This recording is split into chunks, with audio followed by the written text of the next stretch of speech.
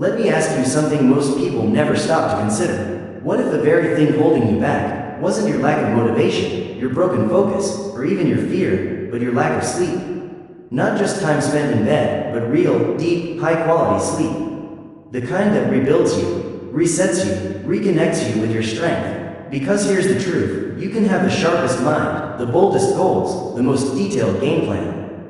But if your sleep is broken, you are broken, and no amount of grit can outrun a tired body. Sleep is not a luxury. It's not some indulgence you reward yourself with on the weekends. Sleep is a biological necessity. It's the original self-care routine, created not by influencers, but by nature itself. It's your body's most intelligent restoration system. Every time you shut your eyes and drift into the night, something miraculous happens.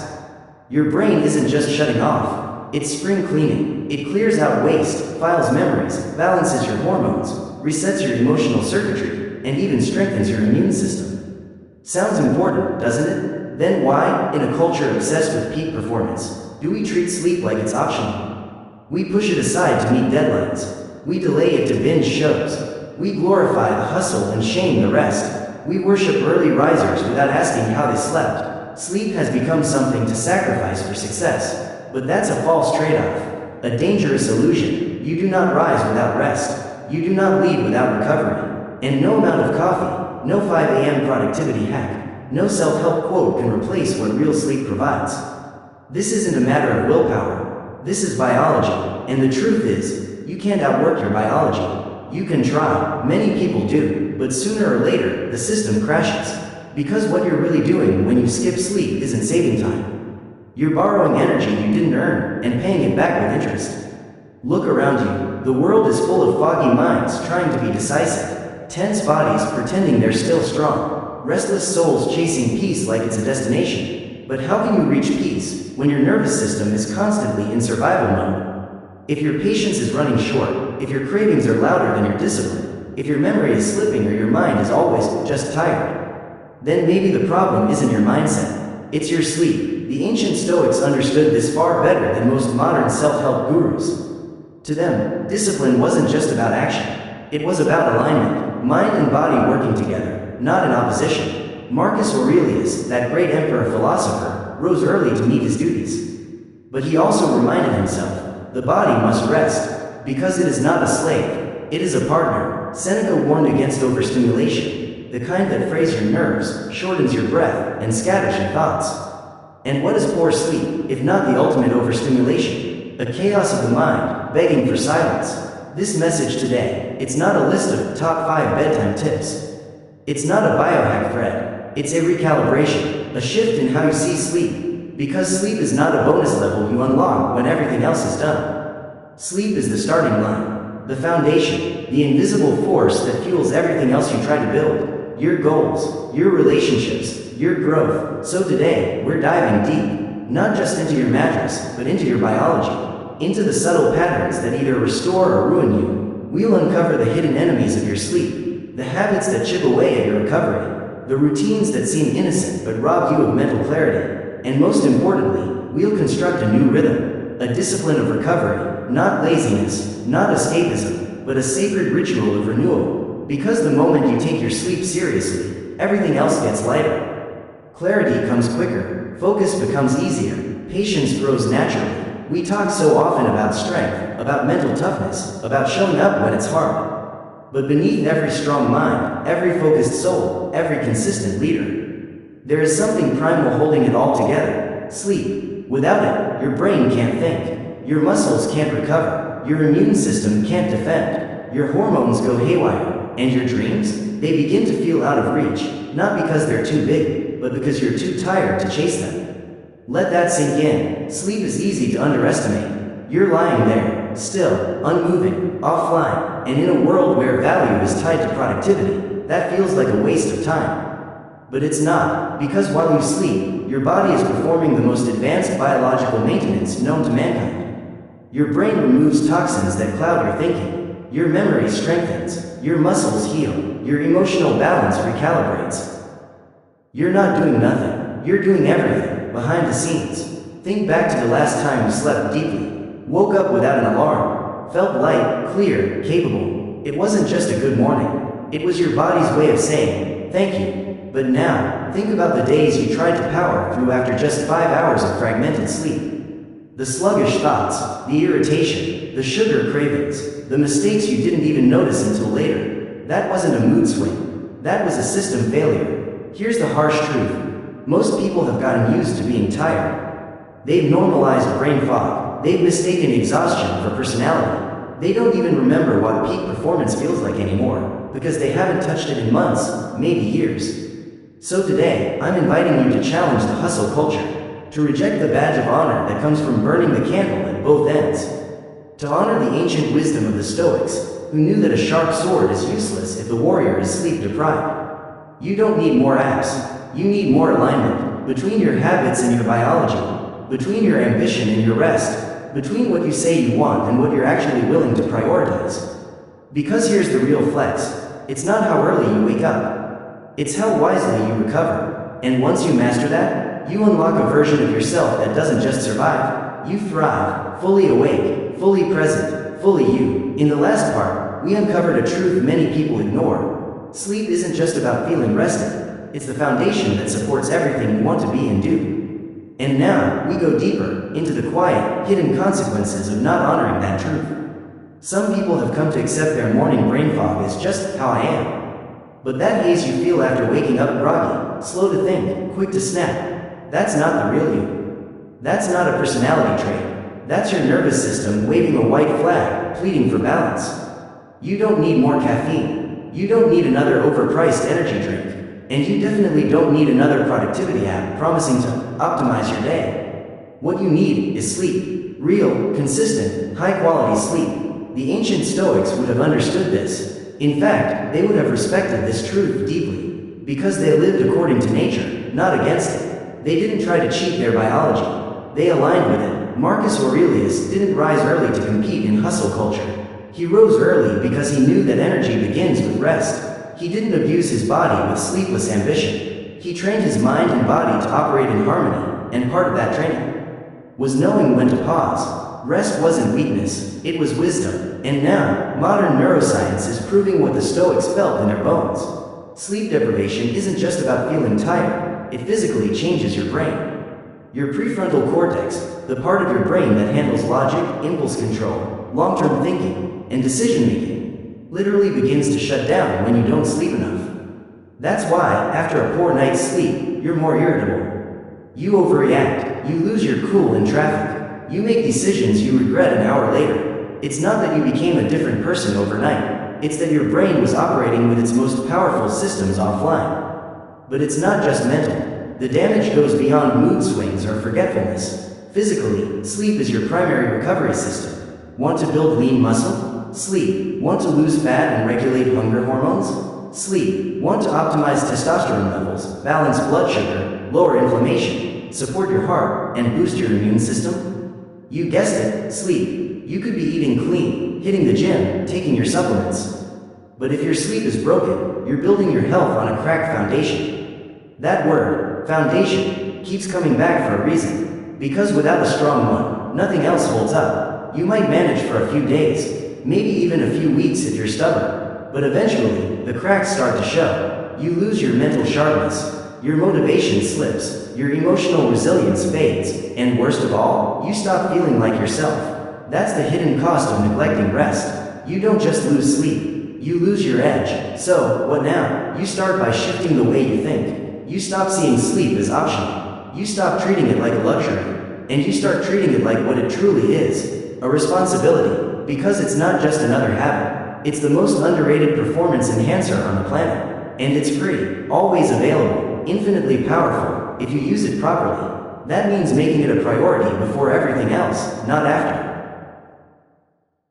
Not when the emails are answered, the gym is done, the show is over, and your phone is finally down. Before all of that, create space for sleep, protect it, respect it, make it sacred, like your training, like your work, like your craft. Because it is your fuel, not your leftover. Sleep affects everything. How you think, how you speak, how you move, how you love, how you lead, and ultimately, how far you go in life. So if you want focus, if you want discipline, if you want to live with grounded energy that lasts through stress and setbacks, Don't start with cold showers. Don't start with 5 a.m. alarms.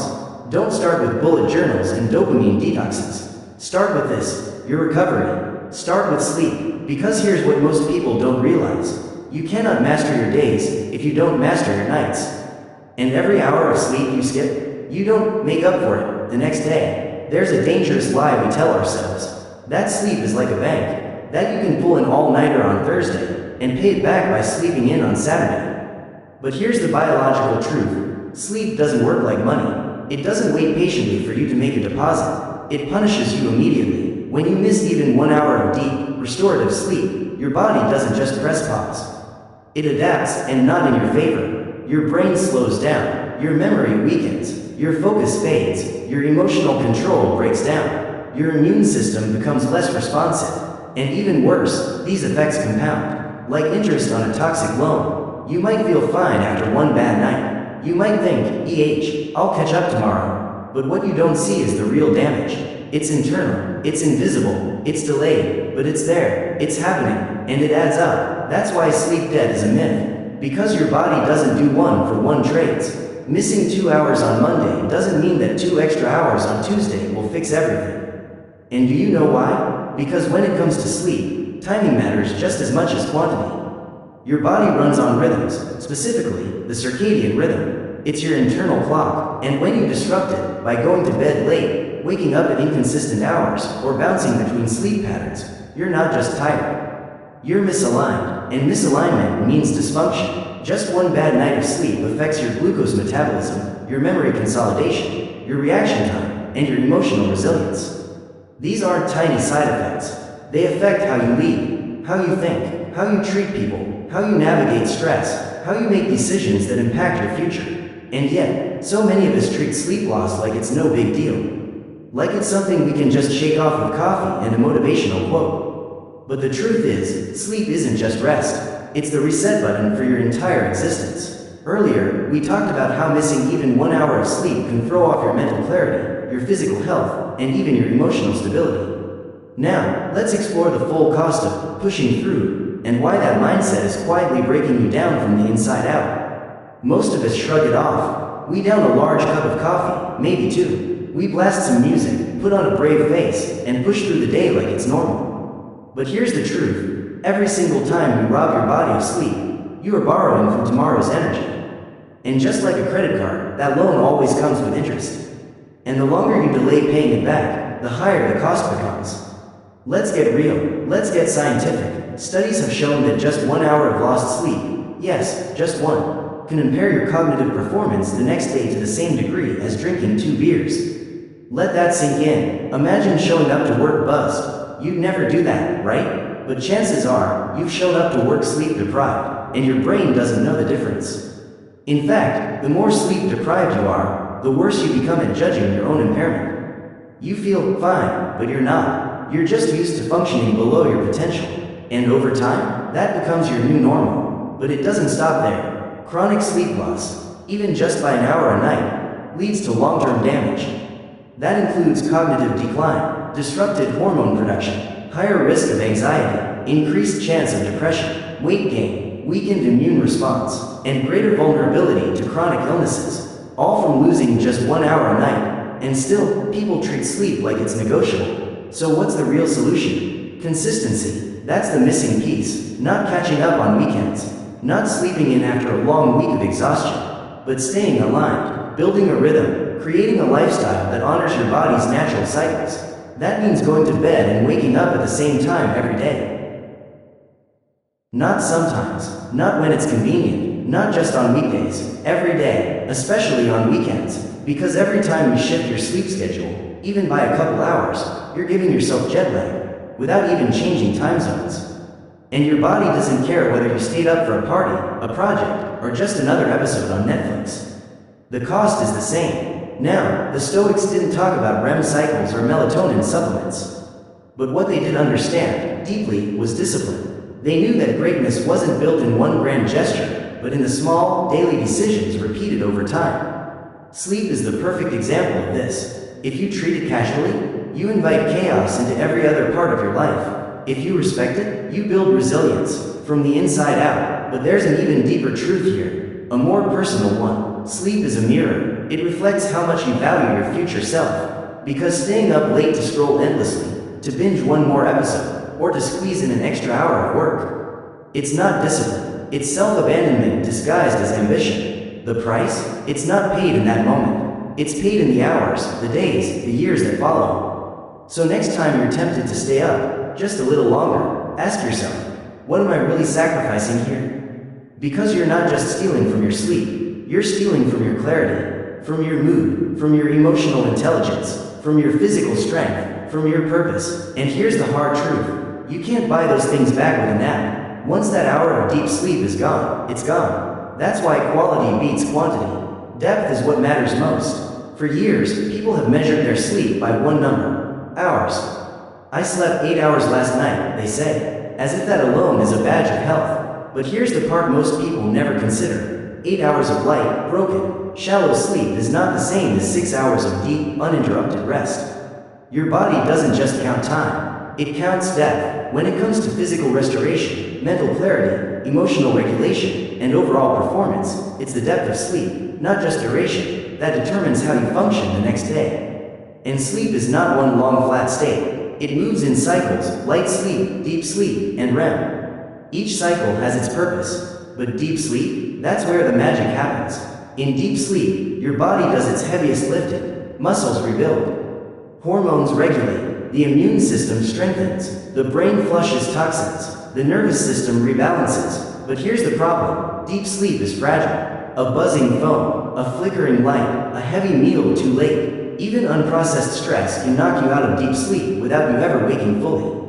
You might still sleep through the night, but you don't recover. Have you ever woken up after a long night in bed only to feel like you got hit by a truck? Like your body slept, but your soul didn't? That's not just sleep deprivation. That's poor sleep quality. You put in the hours, but never reach the depth. And that, right there, is the silent epidemic no one's talking about. We've got millions of people walking around, going through the motions, dragging their bodies into work, reacting emotionally, feeling foggy, disconnected, exhausted, and they don't know why. Meanwhile, their sleep is fragmented, shallow, stripped of the healing power that only true rest provides. The modern world is hostile to deep sleep. We're surrounded by bright screens, constant notifications, noisy environments, caffeine in everything, inconsistent bedtimes, stress that never fully switches off. It's a perfect storm, one that conspires to keep you in the lightest stages of sleep, where you dream more, toss more, and wake more easily. And here's the tragedy. Most people don't even realize it's happening. They think they're just tired. They think they're just not morning people. They think it's normal to feel this way. But it's not. It's a warning. And if you don't listen to that whisper now, you'll hear it as a scream later. Earlier we explored how most people unknowingly live with poor sleep quality. How they go through life foggy, reactive, and tired without realizing deep sleep has been missing for years. But the next level isn't just about avoiding bad sleep. It's about experiencing real restorative sleep, maybe for the very first time. The truth is, most people have never truly felt what it's like to wake up naturally. No alarm, no caffeine, no grogginess.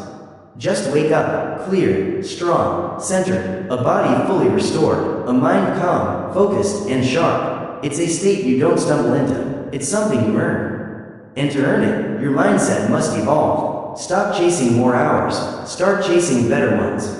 Because the goal isn't quantity, it's efficiency. Think about it this way. You could spend 3 hours at the gym going through random, unfocused movements, or you could spend 45 minutes training with laser-focused intensity. Which one produces more real results? Exactly, it's the same with sleep. The goal isn't just to spend more time in bed, it's to help your body sink into the most restorative phases of sleep, fast and deep. And that doesn't happen by accident.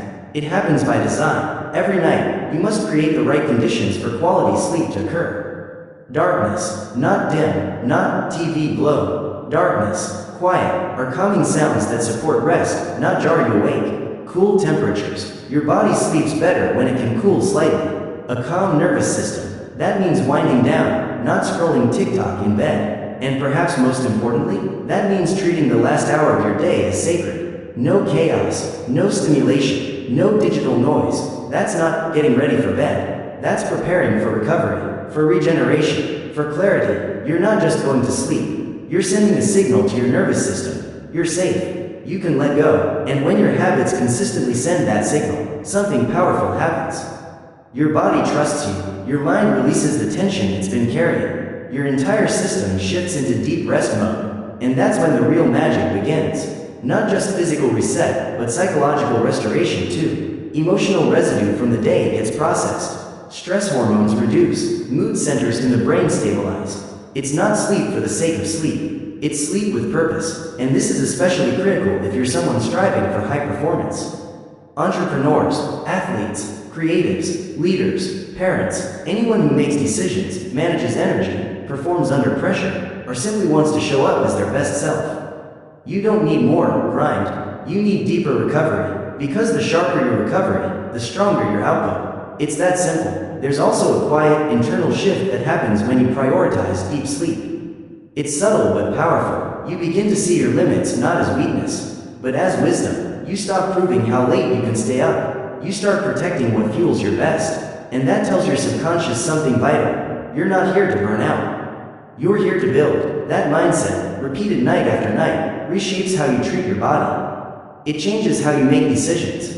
It affects how you carry yourself through your days. And once again, the Stoics were ahead of us here. They believed in harmony between mind and body. They taught that living well required knowing your nature. And what is sleep if not honoring the rhythm you were designed to live by? The Stoics didn't glorify exhaustion. They glorified balance. And in today's world, where people chase productivity at the expense of peace, where burnout is worn like a badge of honor, perhaps the most radical act of self-respect is to simply sleep well. So ask yourself, are you chasing more hours in bed? Or are you chasing deeper restoration? Are you measuring time? Or are you measuring transformation? Because once you experience real, deep, high-quality sleep, the kind that allows you to wake without caffeine, with a calm mind and a powerful body, you'll never want to go back. You'll protect it. You'll prioritize it. You'll design your life around it. Because deep sleep isn't just where the body recovers.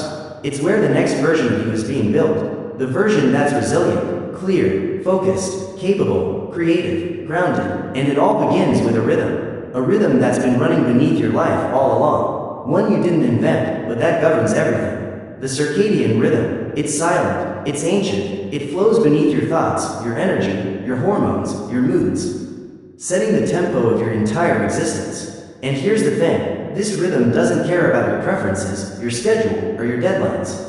It doesn't adjust just because you had a busy day or a late dinner. It is biological, it is universal, it is non-negotiable, and it has a name, circadian rhythm. Your circadian rhythm is your body's internal clock, a 24-hour cycle that regulates when you sleep, when you wake, when your brain is alert, when your body is primed for repair, when your hormones rise and fall, when your digestion is strongest, when your immune system activates. In other words, it governs everything. And yet, most people live completely out of sync with it. They stay up late, they scroll for hours under artificial blue light, they eat at midnight, they wake at different times every day. They override their bodies again and again, and then they wonder, why am I so exhausted? Why is my anxiety rising? Why do I feel emotionally fragile or mentally foggy? But the answer isn't mysterious, because the truth is painfully simple. If you fight your biology, you lose. The modern world has trained us to ignore rhythm. We glorify hustle. We stretch our days with stimulants. We chase productivity at 2 a.m. We treat sleep like a backup plan. But that backup plan, it's the foundation, and when you keep skipping it, everything else eventually crumbles. We've talked about alignment, about honoring your internal rhythm instead of resisting it. But here's the hard truth. Most people today have become disconnected from the very signals nature built into our DNA. We've become so used to fighting against our own biology that we don't even realize we're doing it anymore. Ignoring your circadian rhythm is like trying to ignore gravity. Just because you stop paying attention to it doesn't mean it stops working. It keeps pulling, keeps influencing, keeps shaping your energy and health, whether you honor it or not. When your sleep schedule becomes erratic, when bedtime shifts by hours every weekend, when sunrise no longer signals wake, and nightfall no longer signals rest, your body begins to stop trusting you. The result? Melatonin release becomes unpredictable, cortisol spikes at the wrong times, digestion slows, mood swings intensify, focus deteriorates, you wake up tired, and you go to bed wired. This isn't insomnia, it's misalignment, and the beauty of this truth is that it's reversible. Your body is constantly looking to return to balance. It wants to be in rhythm, it wants to be anchored, and it's searching for cues. Cues like light, temperature, movement, food timing. These are not random details. They are biological signals, reminders that help your body reconnect to the cycle it was designed to follow. Of all the cues available, the most powerful one is light. Specifically, morning light, exposing your eyes to natural sunlight, preferably within the first hour of waking, is one of the most potent ways to reset and reinforce your circadian rhythm. It doesn't just wake you up, it tells your brain, the day has begun. It starts a 12 to 14 hour timer for melatonin to rise again later that evening. But if you miss that signal, if you keep the blinds closed, stay indoors, or swap sunlight for screen light, you start the day with confusion at the cellular level. And then comes the evening, another sacred window. But what do most of us do? We flood our environment with blue light. We turn up the volume. We scroll through endless feeds. We eat large meals late into the night. And as a result, the body never receives the signal to power down. It thinks it's still daytime. Your organs keep working. Your brain keeps spinning. Your nervous system stays alert. And then, we wonder why sleep feels light, restless, and unrefreshing. But this isn't just about sleep loss. Over time, this kind of chronic disruption affects everything. Weight gain, brain fog, hormonal imbalance, emotional instability, lowered immunity, increased anxiety, all of it simply because your lifestyle is out of rhythm. The Stoics, of course, didn't have the vocabulary of circadian biology. They didn't talk about melatonin or REM, but they lived by the principle that still applies: live according to nature, not in rebellion against it.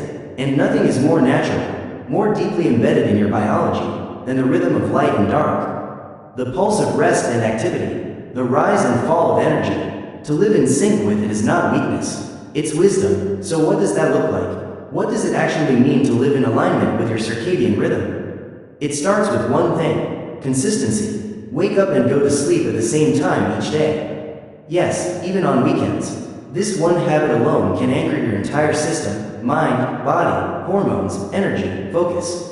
Next, expose yourself to natural light early in the morning. Outside if possible, no sunglasses, even if it's cloudy. Why? Because your circadian clock doesn't just care about light, it cares about natural light. The real thing, then, at night, honor the darkness. Dim your environment, power down screens at least an hour before bed. Create a signal that says, the day is over. It's time to rest. Let your environment speak to your biology. Let your habits become part of the message. It also means aligning the rest of your lifestyle.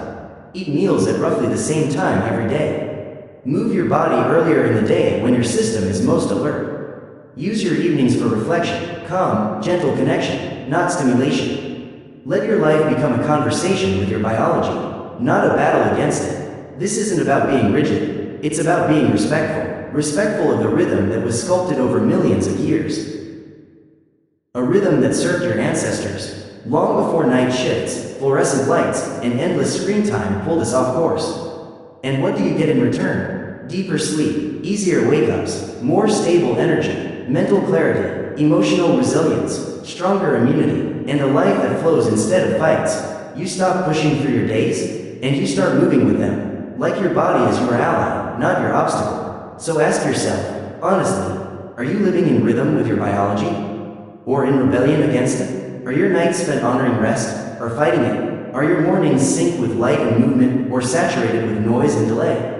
Because once your lifestyle begins to move in sync with your biology, you stop surviving, you start thriving, not through force, but through flow, in a world that constantly pulls you off balance, where everything is urgent and overstimulated. Finding that rhythm again is not just smart. It's revolutionary, and it begins with one of the simplest but most powerful truths about sleep. Your brain doesn't tell time by clocks. It tells time by light, not screen light, not glowing pixels, but the light of the natural world. Sunrise and sunset, the soft shift from day into night, that used to be all your body needed, and for most of human history, it was. But now, that signal is being drowned out, distorted, replaced by an artificial rhythm that our biology was never meant to follow. We live in houses that never get dark. We scroll under lights that mimic the sun. We carry glowing rectangles into bed, and then we wonder why we lie awake, eyes wide open, mind racing, body confused. And here's what most people don't realize. Light isn't just illumination, light is information. It tells your body what time it is. It sets the tone for everything that follows. Your hormones, your digestion, your energy, your focus. It either keeps you aligned, or pushes you out of sync. And the light you choose, especially at the start and end of your day, matters more than you think. In the last section, we learned a powerful truth. Light is not just light, it's information. It's a signal to your body, shaping your hormones, mood, and sleep. Now we dig deeper into this connection, where modern science and ancient wisdom collide, and where many of us unknowingly sabotage ourselves every night. Your brain is always listening, watching for cues, and one of the most important signals it receives is light. It tells your brain which hormones to release, how alert you should be, when to shut down for rest. So what happens when, instead of sending it calming cues, you blast it with bright, blue-toned artificial light just before bed? You send a very loud message: stay awake. You might be exhausted. You might even be lying in bed, eyes closed, hoping sleep will come. But your brain, it still thinks it's daytime. Why? Because the light you're exposing it to, whether from ceiling bulbs or phone screens, has told it so. As a result, melatonin production, the sleep hormone, is suppressed. Your nervous system stays alert, your muscles remain tense, and your body resists sleep, even while your mind craves it. This might sound like a small issue, but it's one of the most common and damaging forms of modern self-sabotage. It's quiet, it's subtle, and that's what makes it so dangerous. We say we want to sleep, we claim to value recovery, yet we keep our bedrooms lit like operating rooms. We scroll through the news, reply to one more message, watch one more episode, flashy, loud, chaotic. Then we lie there, frustrated, restless, asking, why won't my thoughts slow down? But your mind isn't malfunctioning. It's simply responding to the environment you've created. This is biology, not mystery. When light hits special photoreceptors in your eyes, specifically, cells in your retina known as intrinsically photosensitive retinal ganglion cells, it triggers a signal to the master clock in your brain. That master clock, called the suprachiasmatic nucleus, controls your melatonin release, your cortisol levels, your internal temperature, and nearly every biological process related to sleep and wakefulness. So what happens when you blast your system with bright, cool-toned light at night? Everything gets pushed forward. Your internal clock says, not yet. We're still awake. As a result, your sleep is delayed, shallow, interrupted, and you may not even realize the cause. That final hour before bed, it's not just wind down time. It's a window of transformation. In that hour, you either prepare your system for deep recovery, or you sabotage your rest without even knowing it. Sadly, most people choose the latter, not out of carelessness, but out of ignorance, because no one ever taught us just how powerful light truly is. But once you do understand it, everything changes, because the solution is not complicated. It's simple, not always easy, but simple. Start by dimming your lights 1 to 2 hours before bed. If you need lights on, choose warm, amber lighting. Avoid harsh overhead fixtures. Use soft lamps or even candles. Let your environment look like night, so your brain can feel like night. And perhaps most importantly, put down your screens. That phone, that TV, that tablet, they're not harmless distractions. They are light sources, and they're programming your internal clock in real time. Just 5 minutes of scrolling? That's enough to delay melatonin release by hours. The result? It takes longer to fall asleep. You get less deep sleep. You wake more often through the night. If, for some reason, you must use a screen at night, use a blue light filter, or wear blue light blocking glasses. But know this, those tools are compromises, not solutions.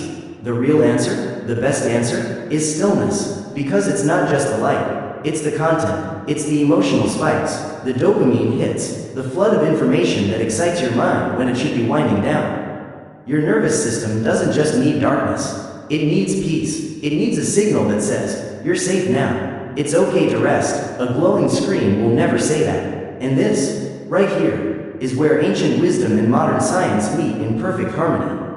The Stoics, those ancient thinkers we still quote today, didn't have smartphones, but they understood the importance of how you end your day. They practiced stillness. They ended with reflection, not distraction. Seneca, one of the great Stoic minds, encouraged quiet evenings, not filled with noise, consumption, or indulgence.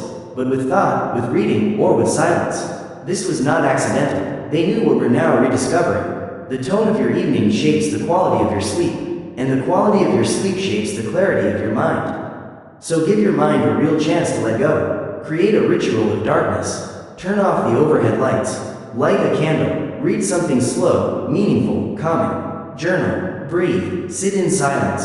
Let your nervous system settle. Let your thoughts slow to a whisper. Teach your body, gently and respectfully, that the day is ending. Not through force, but through rhythm. Because deep, restorative sleep doesn't begin when your head hits the pillow. It begins before that, with your choices, your light, your environment, your discipline. So ask yourself, what are you signaling to your brain every night before bed? Are you guiding it towards stillness? Or confusing it with stimulation? Because here's the powerful truth. When you reclaim the light, you reclaim the night. And when you master your nights, you begin to master your life. And here's one final tip, one most people overlook. Don't use your bed for anything other than sleep. Your mind is always learning, even when you're not consciously teaching it. Every room you sit in, every behavior you repeat, every signal you send, your brain is watching. And when it comes to sleep, your habits either reinforce rest or quietly destroy it. Earlier, we explored how light affects your ability to rest, how your environment either supports or sabotages your sleep. But now, we shift focus to something even simpler, even closer, and perhaps even more overlooked, your bed. Yes, your bed, the very place where sleep should begin, has become, for many people, one of the most misused and misunderstood spaces in the home. Most people think of their bed as a physical object, a surface, a mattress, a place to lie down. But what they forget, what almost everyone forgets, is that your bed is also a psychological space. One with profound influence over how your brain prepares for sleep. Because here's what's really happening. Your brain is always paying attention. And over time, it begins to learn associations. If you regularly treat your bed like a lounge, a workspace, a snack bar, an entertainment zone, then your brain will stop seeing it as a cue for rest. Instead, it will begin to associate your bed with stimulation, distraction, and even stress. And when that happens, something subtle, but serious, begins to shift. Your bed stops being a sanctuary and starts becoming a space of alertness. This is why sleep experts, neurologists, and behavioral scientists all agree on one simple but powerful rule. Your bed should be for two things only: sleep and intimacy.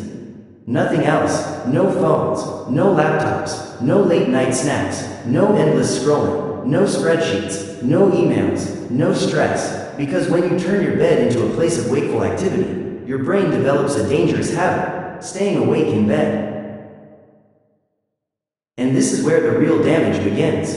You lie down, but you don't feel sleepy. Your body is horizontal, yet your brain is firing. Thoughts race, focus scatters, you toss, you turn. Eventually, your brain starts to associate the bed not with peace, but with frustration, not with calm, but with anxiety. And soon, you begin to dread going to bed, because you know what's coming. The overthinking, the endless scrolling, the sensation of time slipping by while your mind stays restless. Each night this happens, the association grows stronger. The bed becomes a battleground, and your rest suffers, not because your biology is broken, but because the boundary between sleep and wakefulness has been blurred. But here's the good news: boundaries can be rebuilt. The brain is plastic, it learns, and it can relearn. The first step? Re-establish your bed as a sacred space, a temple of stillness, a quiet, physical signal to the mind and body that says, rest is coming.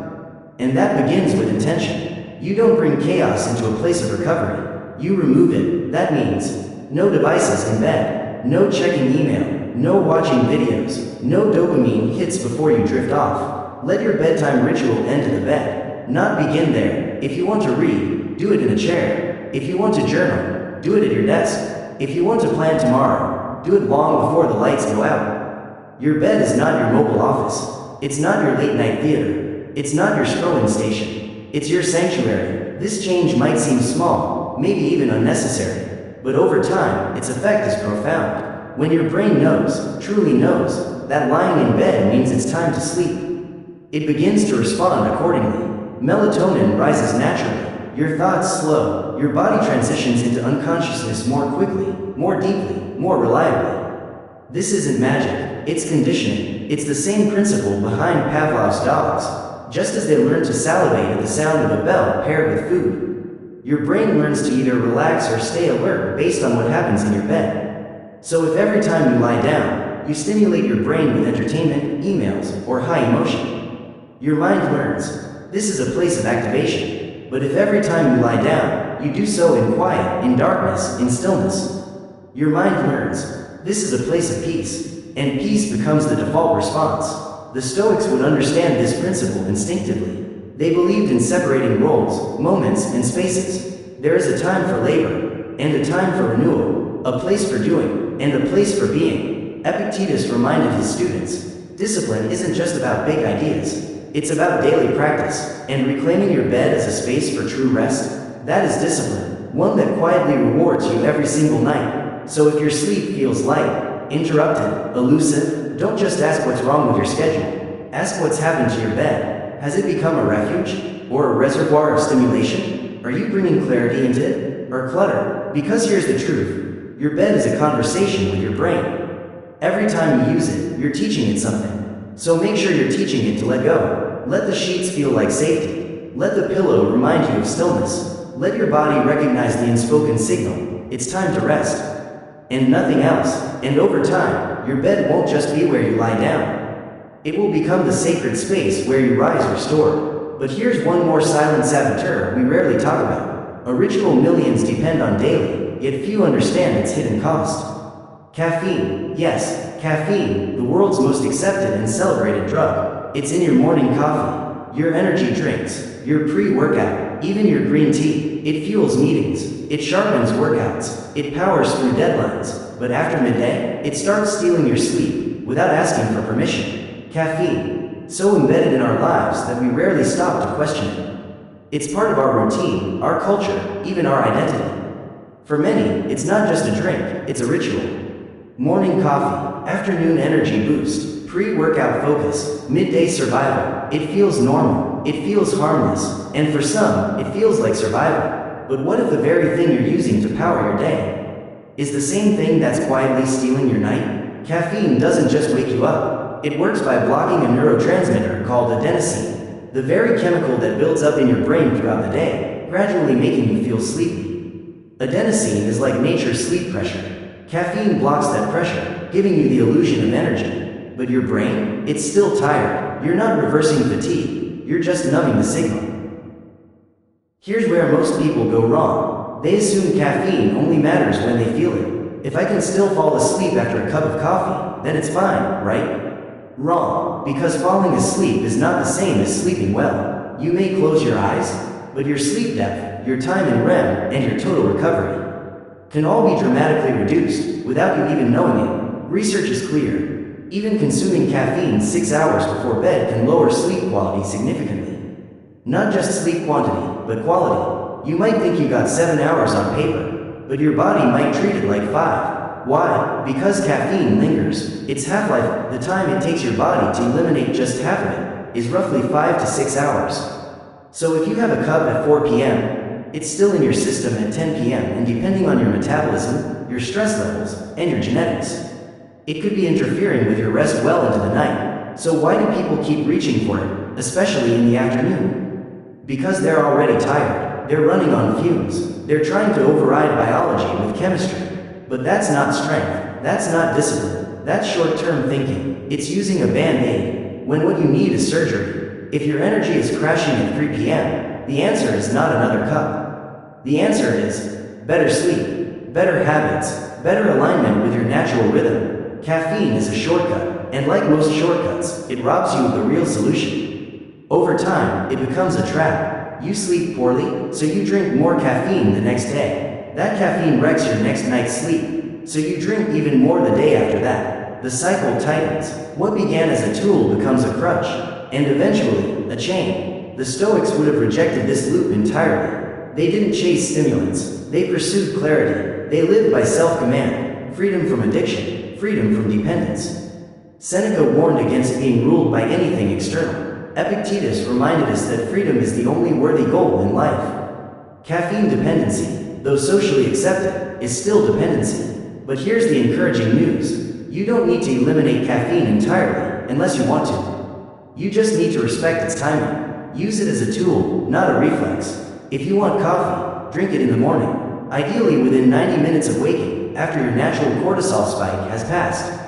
That's when your energy begins to level out, but avoid it after midday. Yes, even that 2 p.m. espresso, even that barely noticeable green tea. Why? Because your nervous system remembers. It responds to everything you consume, and your sleep reflects every decision. Start asking better questions. Don't just ask, does caffeine help me get through the day? Ask, what is it hiding? Is it poor sleep, chronic stress, weak breathing patterns, lack of movement, dehydration? Because when you stop leaning on caffeine to cope, you're finally forced to face what truly needs healing. And that is where transformation begins. Yes, it will feel uncomfortable at first. You'll likely feel withdrawal, headaches, fatigue, irritability. But that's your nervous system recalibrating. That's your brain relearning how to generate natural energy again. Support it. Drink more water. Get morning sunlight. Move your body. Breathe deeply. And most importantly, sleep more. Trust the process. Because once you free yourself from the afternoon coffee reflex, something beautiful begins to happen. Your sleep deepens.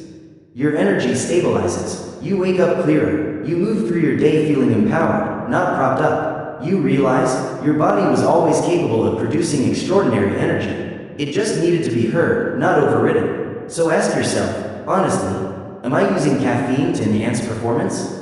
Or to compensate for exhaustion? Am I fueling clarity or masking depletion? Because your body is speaking. It's speaking through your restlessness, through your energy crashes, through your growing dependence, and the message is clear. It's time to reclaim your rhythm. It's time to stop outsourcing your energy. It's time to rest, for real. We ended the last section with a powerful truth. If you keep ignoring what your body is trying to say, you'll keep chasing energy instead of learning to build it. The path forward is simple, not easy. Drink smart. Use caffeine with respect. And most importantly, after midday, let your body lead the way. Because sleep is not something to push through. It's something to protect. But caffeine isn't the only modern culprit disturbing our rest. There's another, equally common habit that's quietly sabotaging deep sleep: late-night eating. There's a widely held belief that digestion and sleep exist in separate worlds. That as long as you lie down and close your eyes, your body will rest, no matter what or when you ate. But that idea ignores something essential about your biology. Your body is always prioritizing.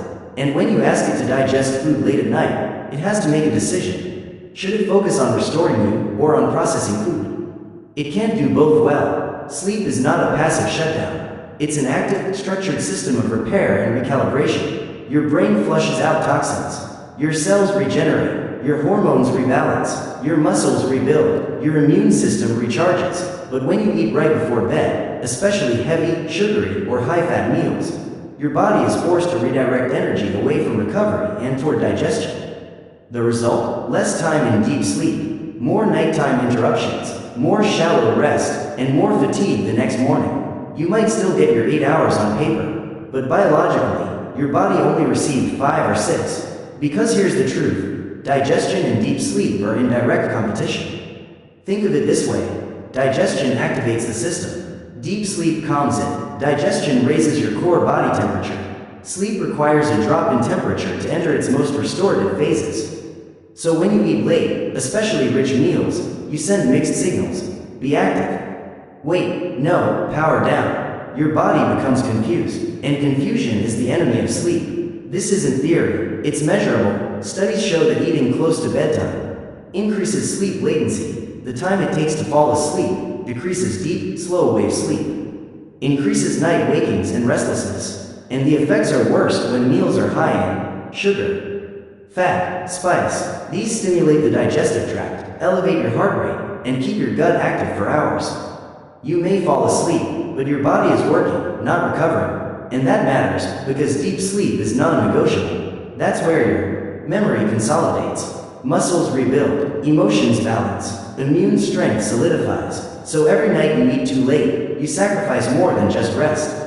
You sacrifice clarity, focus, resilience, and health. But the damage isn't just physical, it's psychological, too. Eating late delays the production of melatonin, your sleep hormone. It raises insulin and cortisol, your stress and energy hormones. The result? Your biology wants sleep, but your chemistry is saying, stay alert. And that inner conflict leads to tossing and turning, vivid dreams, shallow, unrefreshing sleep. Yet for so many, late night eating has become normal, not because they're truly hungry, but because it's habit, it's emotional, it's entertainment, the snack after dinner, the dessert in front of the TV, the chips or cookies while scrolling in bed. But here's the deeper issue. We're not just feeding our bodies. We're often avoiding something. Avoiding silence, avoiding stillness, avoiding unprocessed emotions from the day. Food becomes a distraction, and the cost is paid, not just in digestion, but in our rest. The Stoics understood this pattern. They warned not against food itself, but against overindulgence, not because it's sinful, but because anything that pulls us away from discipline, clarity, or peace must be examined. Seneca wrote about the power of simple eating, about leaving the table before fullness, not to punish the body, but to free the mind, because when you end your day with restraint, your mind learns to let go, to soften, to surrender. So what's the practical path forward? Start by creating space between your last meal and your bedtime. Ideally, allow 2.5 to 3 hours. Let your system fully digest before sleep begins. Choose lighter meals in the evening. Focus on lean proteins, cooked vegetables, clean fats, and avoid sugars, heavy starches, processed foods, alcohol, spicy or inflammatory ingredients. Let your digestive system wind down with the rest of you. But also, go deeper. Ask yourself, why am I eating late? Is it physical hunger or emotional need? Am I listening to my body or avoiding my feelings? Because the most powerful discipline isn't just changing what's on your plate, it's confronting what's behind the craving. And be patient. Late night eating is often ingrained over years, but every time you say no to impulse, every time you choose stillness over stimulation, you reclaim a piece of yourself. You rebuild boundaries, you restore rhythm, you return to rest, and little by little, you stop reaching for food and start reaching for peace.